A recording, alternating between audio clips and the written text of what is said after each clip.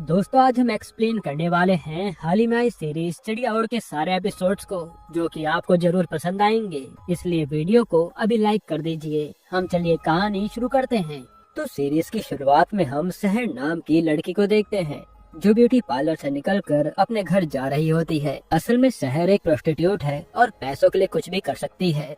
फिर जब शहर अपने घर जा रही होती है, तभी रास्ते में राणा के आदमी उसे जबरदस्ती अपने साथ उठाकर राणा के पास ले जाते हैं। यहाँ हमें पता चलता है कि राणा इस गांव का सबसे बड़ा जमींदार था और गांव में सब लोग उसी से डरते थे। तब राणा के आगे आते ही शहर काफी ज्यादा घबरा जाती है, पर इतने में राणा शहर के साथ जबरदस्ती करने लगता है। तब गुस्से में शहर राणा को धक्का देती है और वो जमीन पर गिर जाता है। तभी ऊपर से छत गिरने के कारण राणा के सर पर काफी गहरी चोटें आती हैं और वो यहीं पर बेहोश हो जाता है। शहर को लगता है कि राणा मर गया, तो वो जल्दी से भागकर अपनी माँ के पास आती है और उन्हें सब बताती है। ये सुनने के बाद तो शहर की माँ भी बहुत ज्यादा डर जाती है, क्योंकि अब राणा और उसके बच्चे उसे छोड़ेंगे नहीं। दूसरी तरफ राणा के बेटे धनंजय को राणा के बारे में सारी बात पता चलती है, तो वो अपने आदमियों से कहता है कि तुम लोग जाकर शहर और उसकी माँ को मेरे पास लाओ। तब धनंजय के आदमी भी अपने काम पर लग जाते हैं। यहाँ रात के समय हम राजू नाम के एक डीलर को देखते हैं।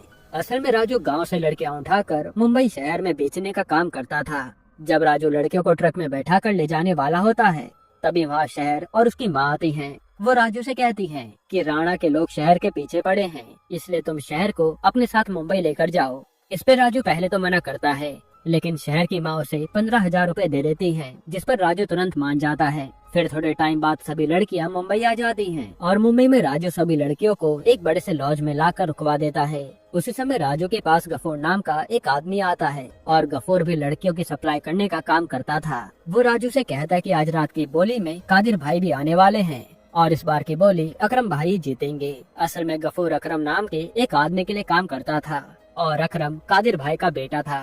अब ये कादिर भाई कौन है वो आपको आगे पता चल जाएगा। जिसके बाद सभी लड़कियां कमरे में बैठी होती हैं, तभी सत्तार नाम का एक आदमी उन लड़कियों को खाना देने आता है और जब सत्तार शहर को देखता है तो उसे पहली नजर में उससे प्यार हो जाता है। इतने में वहाँ बाबू भाई आते हैं। यहाँ हमें पता चलता है कि राजू बाबू भाई के लिए काम करता था और बाबू और अकरम के बीच में हमेशा दुश्मनी चलती रहती है और ये दोनों एक दूसरे को हराना चाहते हैं। वहाँ बाबू राजू से कहता है कि इस बार तुम अच्छी लड़कियाँ लाए हो, पर अगर आज रात की बोली में मैं हार गया तो मैं तुम्हें साड़ी पहना कर नचाऊंगा। ये सुनकर शहर राजू पर हंसने लगती है, जो बात राजू को अच्छी नहीं लगती। फिर रात के समय राजू सभी लड़कियों को अच्छे से तैयार हो जाने को कहता है, क्योंकि थोड़े टाइम बाद लड़कियों की बोली लगने वाली थी, लेकिन वो शहर को उस बोली में ले जाने से मना कर देता है। इस बात पर शहर भी उस पर भड़क जाती है कि मैं यहाँ पैसा कमाने के लिए आई हूँ, तुम मुझे बोली में जाने से रोक नहीं सकते। तब राजू गुस्से में शहर को कमरे में बंद करके चला जाता है और शहर दरवाजा खुलवाने की काफी कोशिश करती है, पर कोई भी दरवाजा नहीं खोलता। दूसरी तरफ काफी सारे लोग लड़कियों को खरीदने के लिए आने लगते हैं। फिर शहर सोच में पड़ जाते है कि आखिर वो इस कमरे से कैसे निकलेगी और वो खूब चिल्लाती है। तब शहर की आवाज सुनकर सत्तार उसकी मदद करने आता है और तब शहर बोली में जाने के लिए तैयार हो जाती है। जिसके बाद सभी लड़कियां लाइन से बोली में खड़ी रहती हैं। वहाँ शहर की नजर रेशम बाई पर पड़ती है, तो वो सत्तार से पूछती है कि ये रेशम बाई कौन है। इस पे सत्तार उसे बताता है कि रेशम बाई काफी सालों से काम कर रही हैं, इसी वजह से हर कोई उनकी इज्जत करता है। थोड़े समय बाद कादिर भाई बोली में पहुँचते हैं और पता चलता है कि कादिर भाई एक बहुत ही बड़े डॉन हैं। इसी कारण सब लोग उनसे डर कर रहते हैं। अब बोली शुरू होती है तो सबसे पहले अकरम अपनी लड़कियों को बोली में लेकर आता है, तो सभी लोग अकरम की लड़कियों पर काफी सारे पैसे लगा रहे होते हैं। लेकिन इस बोली का एक रूल था, जो लड़की पहले से किसी के लिए काम करती है वो लड़की चाहकर भी बोली में नहीं आ सकती। पर इतने में नीलम नाम की एक लड़की स्टेज पर आती है। उसे देखकर बाबू समझ जाता है कि ये तो हबीबा बाई के लिए काम करती है। तब बाबू कादिर भाई से कहता है कि हबीबा बाई जानबूझकर बोली में अपनी लड़कियों को भेज रही हैं।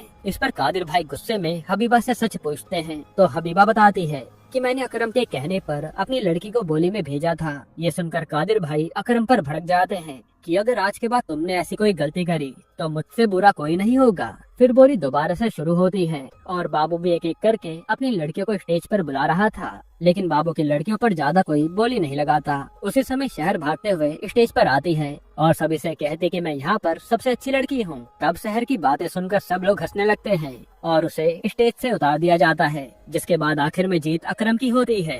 फिर शहर राजू के चंगुल से बचकर भागने का सोचती है और अपने कपड़े बांधकर वहाँ से भाग जाती है। दूसरी तरफ हम नीति नाम की एक बच्ची को देखते हैं। राजू नीति को भी अपने साथ मुंबई बेचने के लिए लाया था।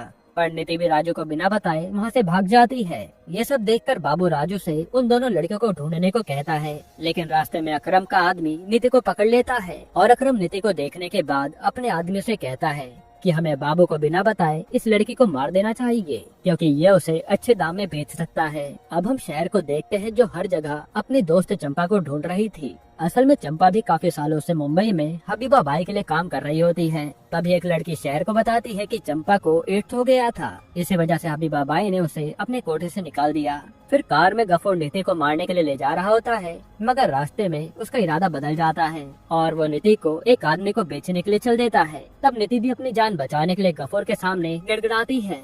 तभी शहर की नजर नीति पर जाती है और वो कैसे भी करके नीति को गफूर के चंगुल से बचाकर भागने लगती है। इतने में राजू की नजर उन दोनों पर पड़ती है और राजू भी उन्हें पकड़ने की कोशिश करने लगता है। जिसके बाद शहर के सामने एक बड़ी सी दीवार आती है तो शहर उस दीवार पर चढ़कर नीति को ऊपर खींचने की कोशिश करती है, लेकिन तभी राजू शहर के ऊपर गोली चला देता है और गोली लगने की वजह से शहर उस दीवार के पार गिर जाती है और राजू नीति को लेकर वहाँ से चल देता है। यहीं पर एपिसोड 1 खत्म होता है।